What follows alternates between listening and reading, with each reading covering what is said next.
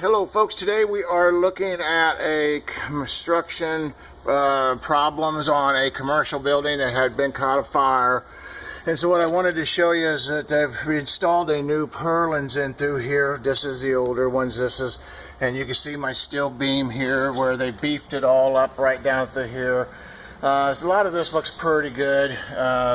But what I wanted to share with you is what I discovered here, because when I was on the roof, actually the roof, let's see if we can get this up here, the roof is very soft, and actually it's kind of scary to walk on it. Whoops! But look here, when you come through here, I could literally stick, look how much I could stick my hand up underneath this.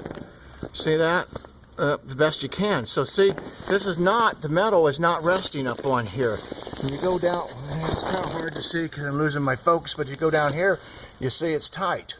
And that's a problem. And this is why we was brought out here. There was several of these issues. You see our red caulking, that's all fireproof caulking. This is all looks really good. And then you got down here, I just wanted to show you a little bit more than just that. Pop up over here.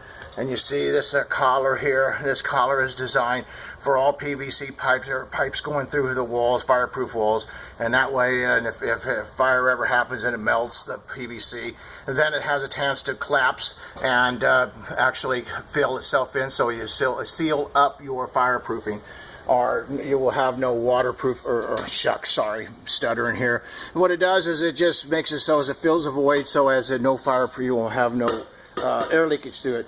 Other than that, everything looks pretty good in here. I just wanted to share that with you and share a poor installation of the Purlins and the construction work. Well, and the roof, now we understand why the roof's leaking. Anyway, folks, I hope this has been helpful. Give us a call. We do commercial as well as residential. Find out why we're the highest rated reviewed company in the Midwest. Galloway Building Services.